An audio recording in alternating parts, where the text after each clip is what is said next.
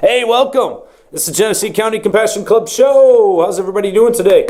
My name's Jeremy. I'm coming to you live from allpointstv.com. I've got John in the studio with me, as always, making it happen right here at allpointstv.com studios. What's going on, John? Not much. It's over that way, folks. We were playing around with the cameras last week and realized that if I stand up, it'll cut my head off. So I wanted to play a little game this week, start the show out with a little game. It's called How Many Fingers Am I Holding Up?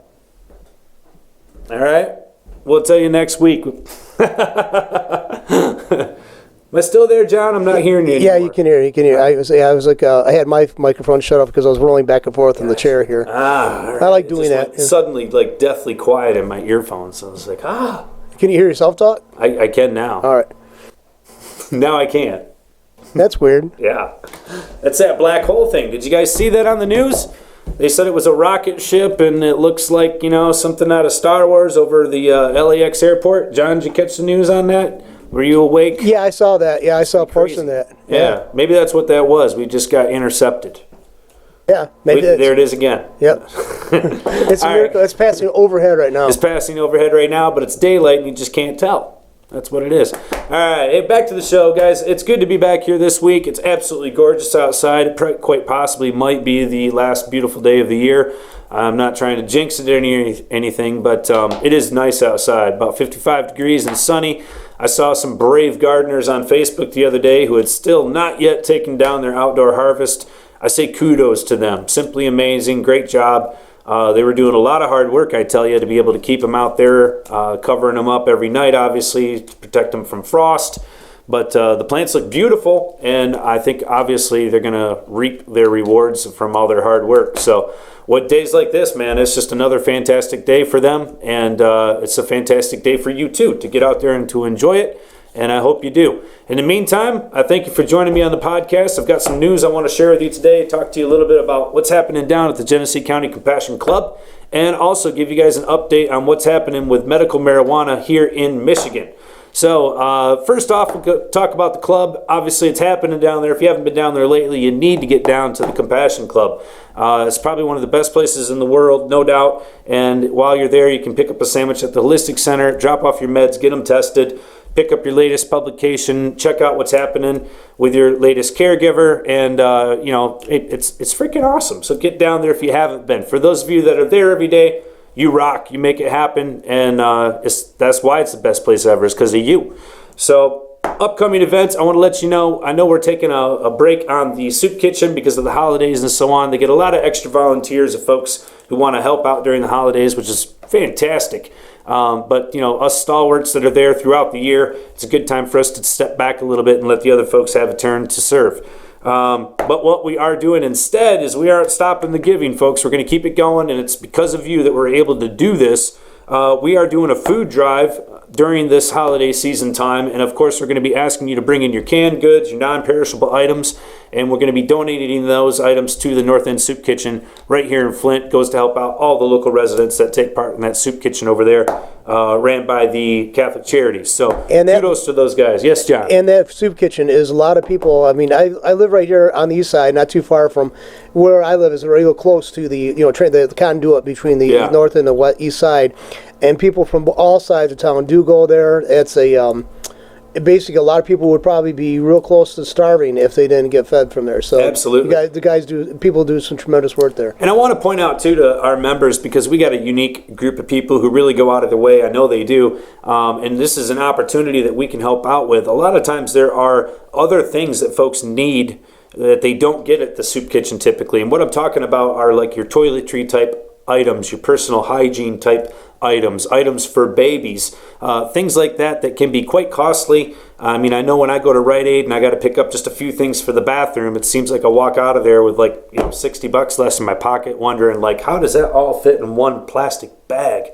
But the stuff's expensive, so if you've got some extra laying around the house, maybe you got some of those unopened tubes of toothpaste in a flavor that nobody wants, and you're never really going to use it, go ahead and give it away and go get the stuff that you're going to use. But at any rate, those are good items to donate. Stuff like I said, toothpaste, deodorant, anything that you might use that are toiletry type personal hygiene items. They are very welcomed at the soup kitchen, and it's a real blessing when you haven't had something like that. You know, you take those things for granted, and you know, a hot meal is nice to get, but a bar of soap's always nice to get too. So, all right, another thing I wanted to mention that the Genesee County Compassion Club has taken part in, and we've done this now for, I want to say, 4 years.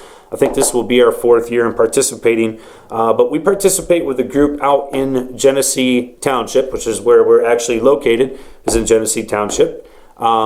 And the group is the United Methodist Church. They do a holiday drive every year where they go out into the community across Genesee County and identify families in need. These are families that have children, typically of young ages, and they are families that are in desperate need of help. And so what they do is they put together holiday meals for them. They do it during Thanksgiving, and they also do it during Christmas time. And thankfully, the G3C has been able to help out with that program. We're going to do the same thing again this year during Christmas, and that's going to help sponsor over 50 different families in Genesee County, and it might possibly be even more. But like I said, I mean, that provides them with a holiday meal that they can share with their family. And when I say holiday meal, it's pretty much like getting groceries for the week. The United Methodist Church goes all out and really, really digs deep and helps these people out in a big, big way. And so it's an honor to be able to be a part of that program and to be able to help out. And again, that's thanks to you guys. So G3C members, you are awesome, and you are helping to change lives by just being a part of this club. So I want to say thank you. All right, I want to get you guys up to date on what's happening here in the state. We had a Senate hearing yesterday. It was actually an unannounced Senate hearing.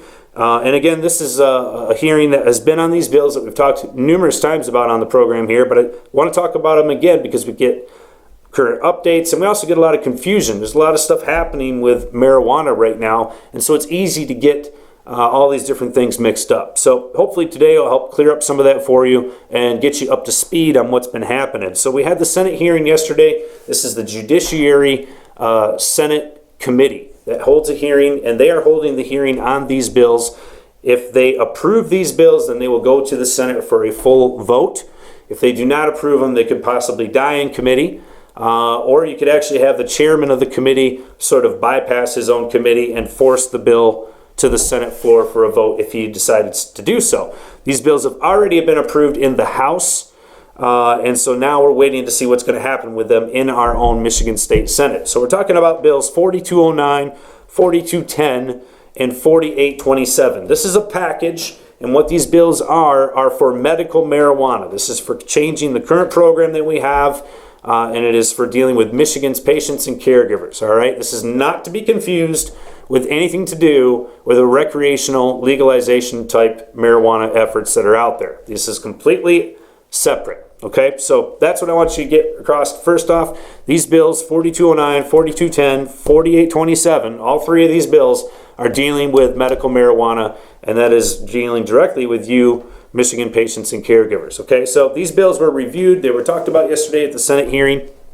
and the Senator Rick Jones, who's in charge of the committee, took testimony from a couple different groups yesterday.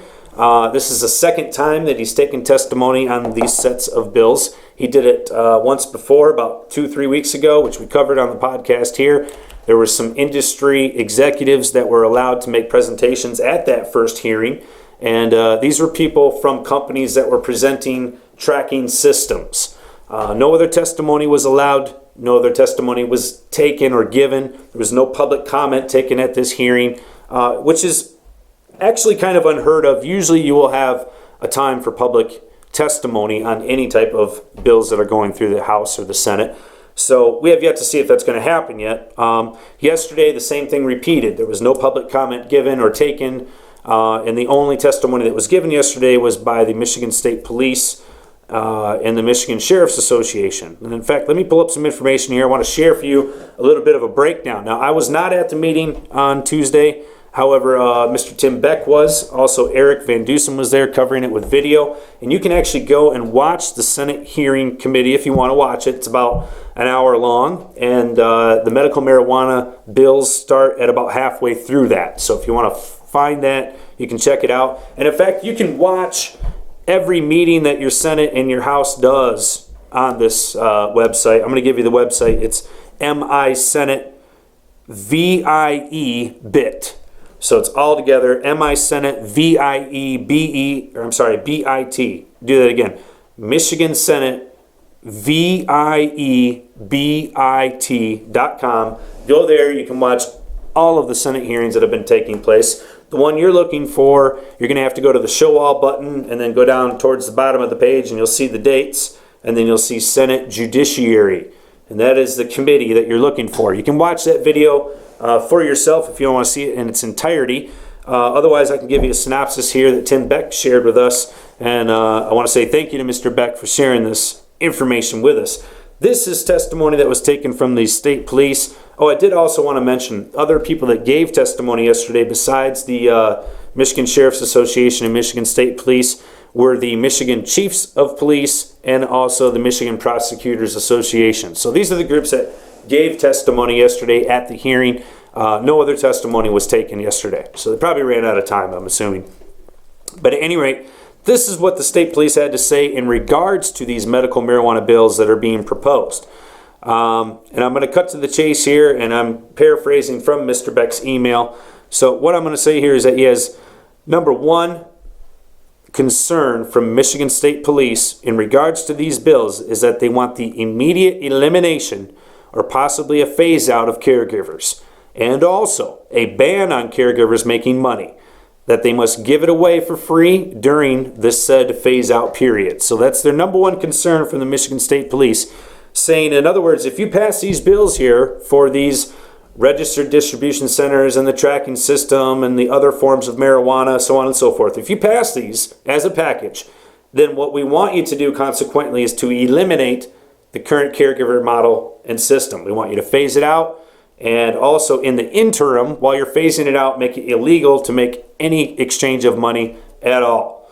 So not just talking about a profit, we're talking about no money at all. So number two, they want a total ban on butane hash oil. So that's their second concern with these bills. Now, again, these bills are a package, and part of these bills talks about licensing specifically other forms of cannabis, even further than the protection that we already have inside the medical marijuana law. But they want to carve that out, create it, and then they, by right, currently have concentrates listed. But the state police stepped up, gave testimony, and said, look, other forms are okay, but we do not want butane hash oil to be available. We want it to be illegal. All right. Number three, police units of any kind must have the right to make unannounced inspections of all grow facilities, dispensaries, caregivers, patients growing marijuana, etc.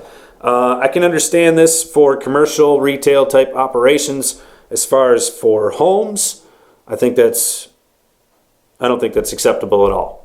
You have to have proper cause to enter someone's home. Yeah, it just goes to show you that I don't understand why they need that much control. I really don't. Me neither. Yeah. We know they don't have that ability to go and do that for someone who's home brewing, someone who's at home making wine, or, if you've got let's say you have a garage license at your home and you're a mechanic, they don't have the ability to just walk up and inspect you it just goes on to the spot. It just goes to show you the mentality behind people who become police officers. Yeah. They're control freaks, I think, in my opinion. I would agree. The next point is a definitive standard for driving under the influence of marijuana. They're not saying what that is. They just want a definitive standard for whether or not they could say you're driving under the influence or not. They don't feel that the current one is good enough. They want more money from medical marijuana taxes, and they want it to specifically go to law enforcement. And they are citing that they are given extreme burdens that these changes would, incur on them, and that's why they need to have the additional money be allocated directly to them. And in fact, if you look in these bills, there is direct allocation for them. So I'm not sure why they even bothered to mention that. Maybe it's because they feel it's not enough. I'm not sure. All right, number 7 point that the Michigan State Police want to have in regards to these bills is they want a very limited number of producers' licenses issued. So again, go back to the bills. They're going to be talking about issuing licenses. I've heard a lot of people talk about, have you heard about these 1,500, 1,500 plant licenses, producers that they're talking about handing out? Yes, I have heard about those. They are listed in these bills, and they are very much up for debate. And what I'm telling you is that none of us are probably going to get one of those licenses, and they want to make you believe that they're going to hand these things out free will, that basically anybody's going to be able to get one of these as long as you can just do it the right way, right? Wrong. That's not going to happen. And the state police are also echoing exactly what I'm telling you, and they're saying, look, if you want to go ahead and license producers, go ahead. But we only want a handful of them to have to worry about. So what's that mean? That means that those other licenses you think that are going to get handed out, they're not. And there's also talk of substitutions being added into this bill or into this set of bills soon, but we don't know what that substitution is going to look like, and we don't have any clue about what the verbiage is for that. So, i.e., it might be carving out and saying, look, licenses for over 1,000 plants, we are going to issue those, but there's only going to be 3 of them, and that's all there is to it. So look for more on that. All right, number 8, this is their final demand, the Michigan State Police, on these bills. They want to secure delivery services, preferably armored cars or vehicles with a special GPS tracking system. So pretty extreme demands that the police are making on the medical marijuana system if this were to pass, if these bills were to pass, if these changes were to be made to our Michigan patient and caregiver system. I think they're pretty extreme changes. I think for the most part they're completely unnecessary and incredibly cumbersome. So that's from the Michigan State Police. The next thing I want to share with you is the testimony that was given at the hearing from the Michigan Sheriff's Association. I've been able to download a PDF of their presentation, and I'd like to be able to share that, guys, with you. You can check that out. It's public information. But I'll give you a synopsis of this here. This is from the Michigan Sheriff's Association. Presenter was Gene Rigglesworth, who's the Ingham County Sheriff. Also listed on the note is Terry Jungle, who's Executive Director and CEO of the Michigan Sheriff's Association. So this is their testimony regarding the bills. First of all, they say they want to go ahead and thank the sponsors, specifically Representative Colton, for working to improve the bills. And they say that even though marijuana is supported by the people, MSA can never really agree with its policy. So, and that's quote, it's right out of their stuff. So even though this has been proven as a viable treatment for a lot of people out there, it's being, absolutely confirmed 100% this is medicinal. The Michigan State Sheriff's Association says they can never really agree with the policy of medical marijuana. It's a general statement they're making, so I don't know exactly what he means by that, but he says basically, as a policy, medical marijuana, the Sheriff's Association can never agree with it. I don't think our public leaders should be making opinions like this. I think that's out of line. But hey, I'll move on. They go into detail here, and they're talking about different breakdown points of the bills, so I'll get into this for you as well. House Bill 4209, the first thing the Sheriff's Association wants to see is inspections. County, local law enforcement need to have the right to inspect licensed facilities at any time, as we do with bars under the Liquor Control Act, pawnbrokers under the Pawnbroker Act, and car dealers under the Vehicle Code. Inspection by local police is a valuable tool for making sure licensees are in compliance with the law to enforce the act. And it says MSA supports language to allow for such inspections by local law enforcement. I think for the most part, you're going to find folks are in agreement on this, and inspections are not going to be a problem, really. I think the problem is when you want to go ahead and do one of those inspections in someone's personal home.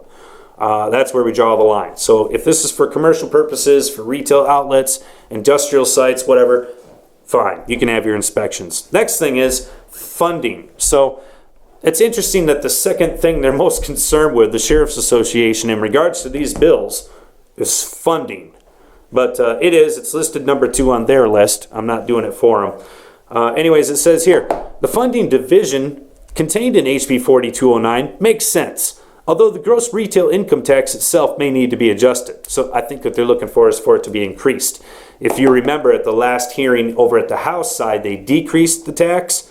Senator Jones said he'd be looking to revisit that. So I think that's what we're seeing right here. MSA is grateful that the sheriffs and local units are funded. In addition, MSA supports adding the Michigan Commission on Law Enforcement Standards to the state assessment levied by LARA. MCOLS serves state police, sheriff's offices,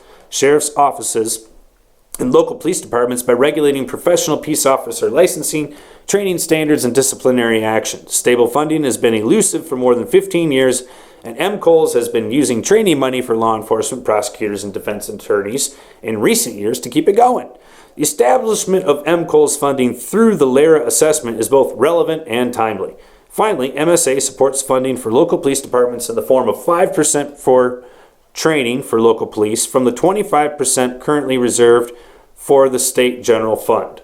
So I think it's interesting that the Sheriff's Association wants to, carve out their own little program, MCOLS, wants to get that funded. They want to make sure that the sheriffs and the local units are funded.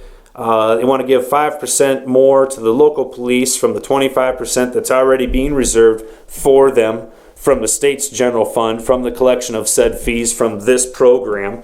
So kind of interesting there. Definitely looking to get their digs in on the money, that's for sure, right? Next point of contention here is local control. It says MSA supports as much control at the local unit of government as possible. This act will be dealt with by locals and local communities and will affect the constituents' lives. MSA will support local units in any amendments to regulate product, licensing, zoning, renewals, and revocations. Doesn't sound too bad. However, next point is licensing.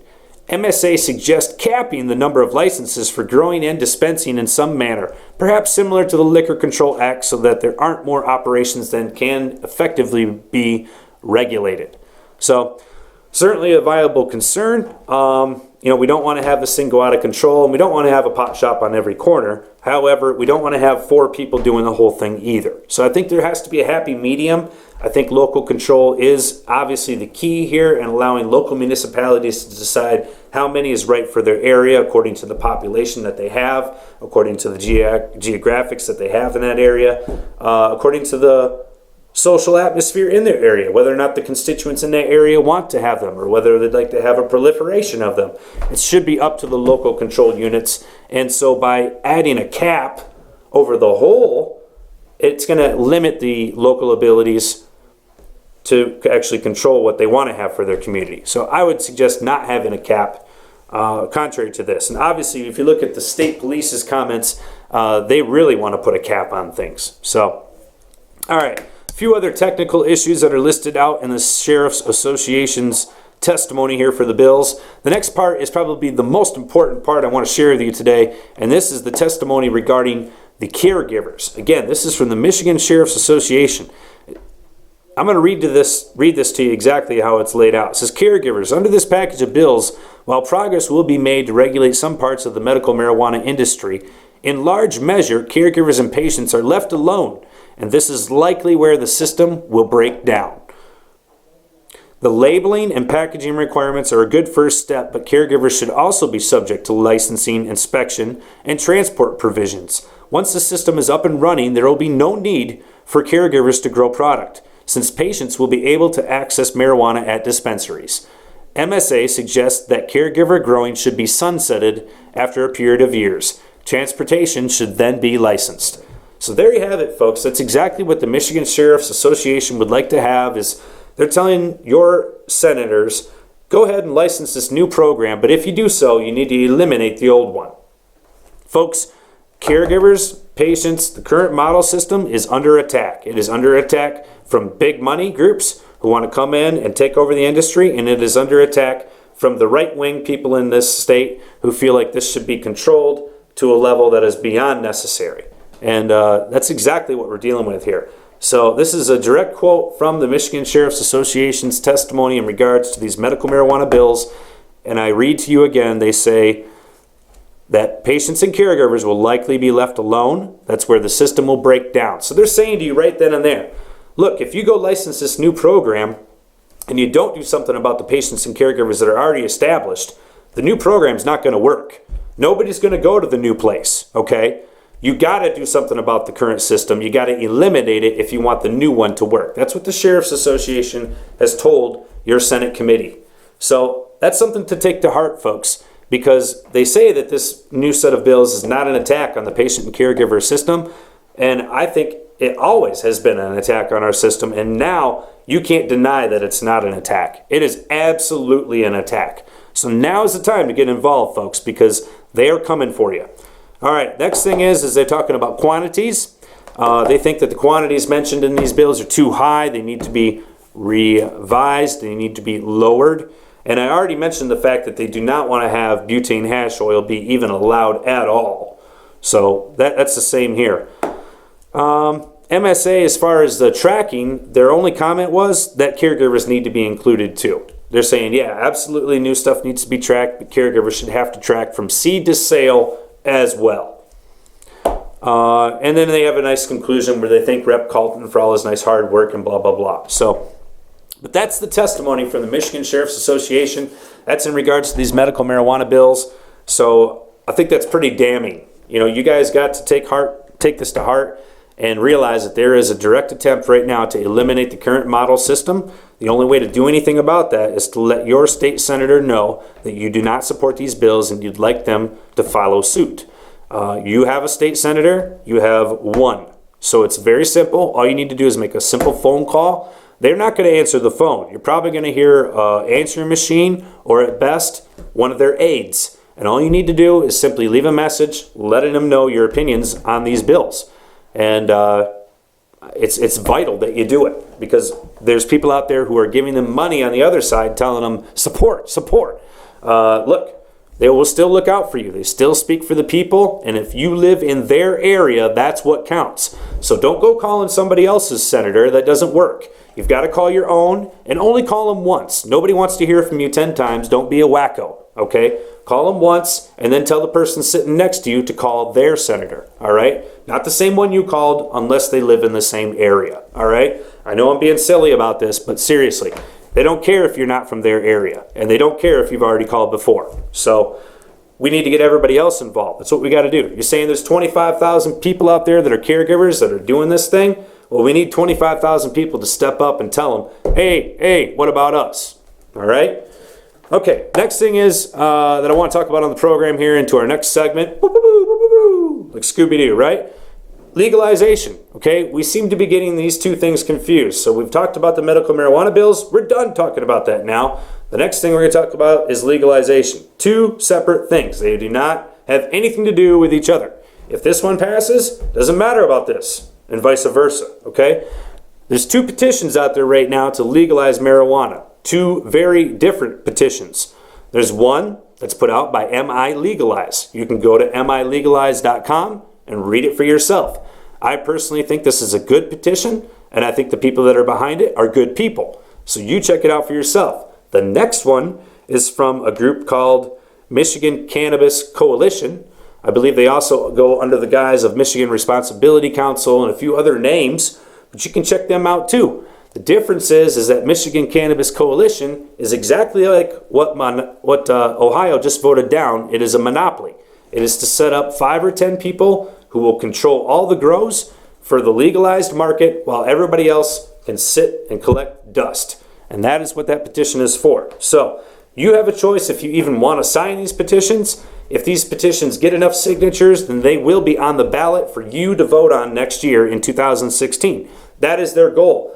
Both of these petitions are running out of time. They have a limited amount of time to collect the signatures to get it on the ballot.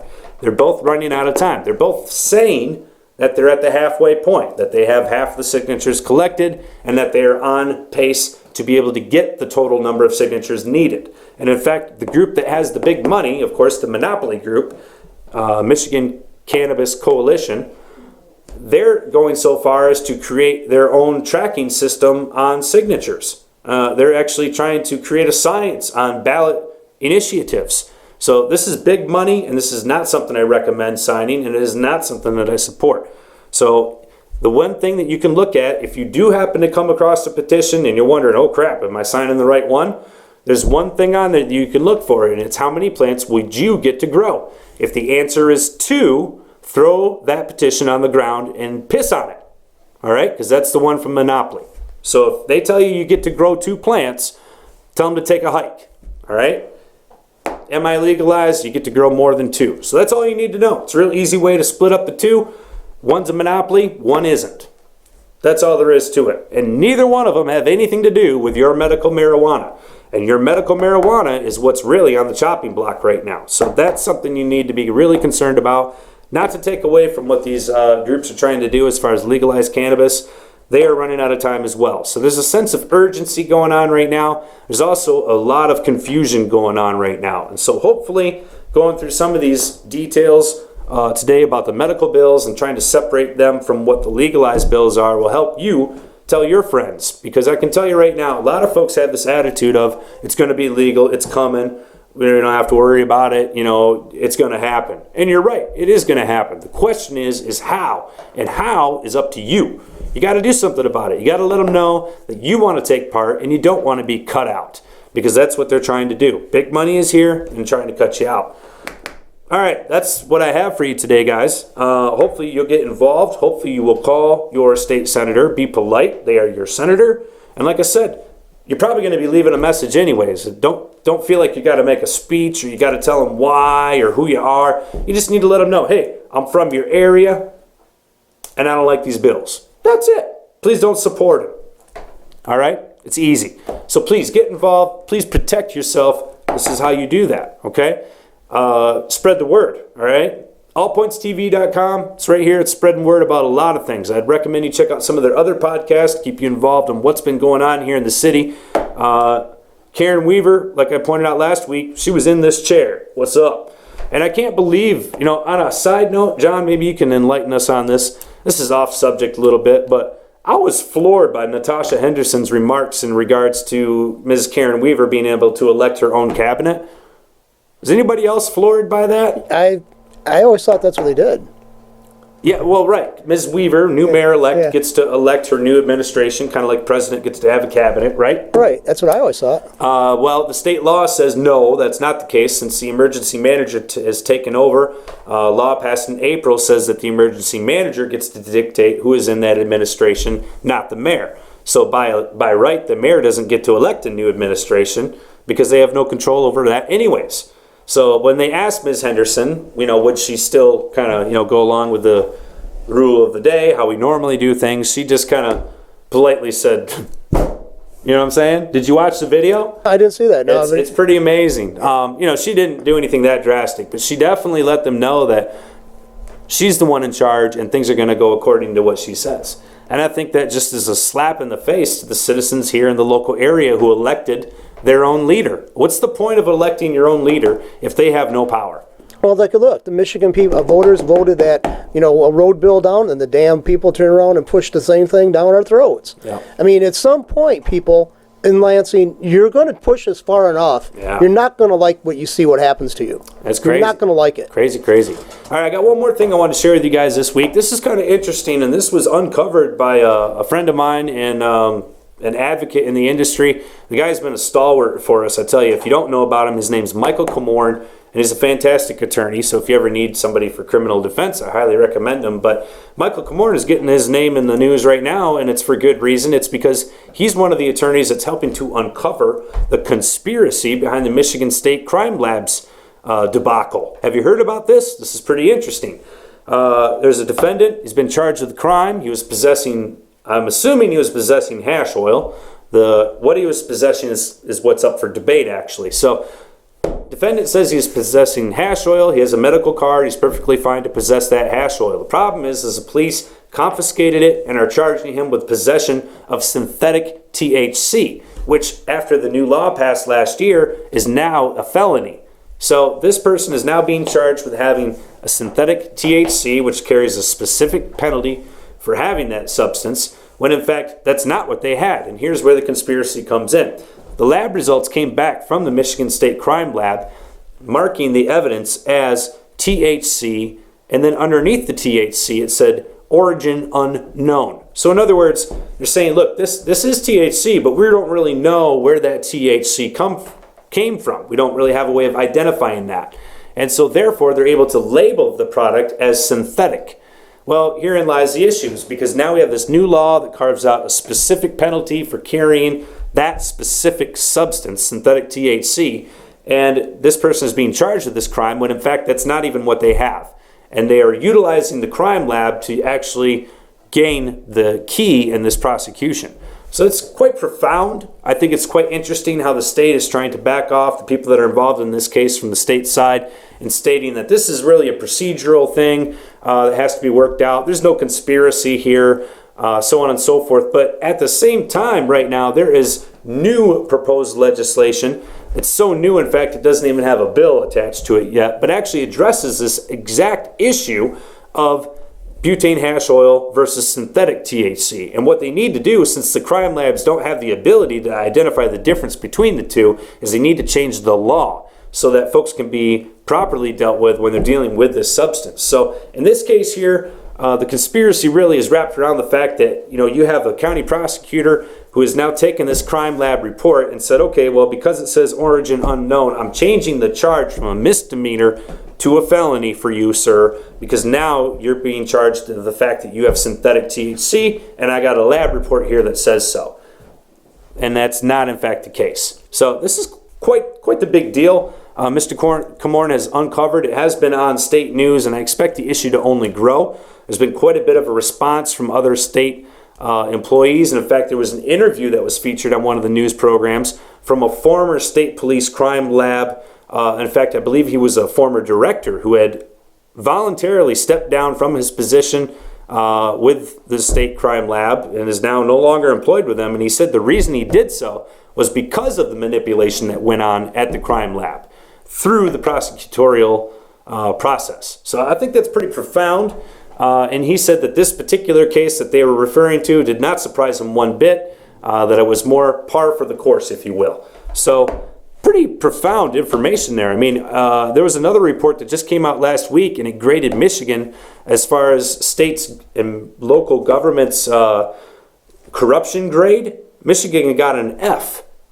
So, I mean, what's that say? When your own state and local governments are getting an F on corruption, I mean, it's like also, it'd be one thing if we were grading how do they do their job, A through F. No, it should be like, no, there's no corruption. That's what the grade should be. But we're actually grading how bad is the corruption. And Michigan got an F. Okay, the question about came up. Somebody asked a question about the hash oil and stuff like that. Could they do a DNA test on that to actually find maybe it was he has plant material still left from where the hash oil is made from, and they can actually prove its origin. I'm not a scientist, so I'm not going to try to say like I know all the details behind this, but I would say that you do have the ability to actually test and identify what would be a synthetic THC molecule versus an actual cannabinoid molecule. I think that would absolutely be possible to be detected by a full mass spec. In fact, I think if we had the correct standards, I could probably do that same test in our lab at the G3C. The question is what standards is the lab using? And when you get into using a mass spec machine, in order to figure out what something is, you have to have something else to kind of already tell you that this is what this is. So if this tests the same way, now we know we have a confirmation. That's not exactly how it works, but that kind of gives you an idea of what the process is. And so, say for example, at the state lab, you've got them using only one type of standard for all types of cannabinoids. And now you can see how this would be a problem because, for example, there's 70 some different types of cannabinoids out there. And that doesn't include anything that might be synthetically developed or man-made. This is only naturally occurring stuff. And most labs that are dealing with cannabis testing are testing for, most likely either a dozen or less cannabinoids. To be able to test for the other ones that we know about, we don't have standards for those types of things yet. They're still being developed today. So to a degree, some of it can't be performed, and to another degree, yes, it can be performed to figure out exactly what that substance is. So the problem is that they're not actually going through and doing it. And I don't think that the people in the lab are probably as up to date as it should be, and they may also not be able to even access. Like for example, if there is no chemical company out there that provides a standard for what synthetic THC is, then feasibly there's no lab that can really provide a test to actually confirm that. So does that make sense? Yeah, it's basically the way I'm seeing it. They're extrapolating beyond what they don't. They're beyond a knowing that they don't know. Yeah, certainly, if nothing else, it's fabrication of charges. Well, choking. It's choking me up. Need some water? No, I need some justice, John. It's killing me.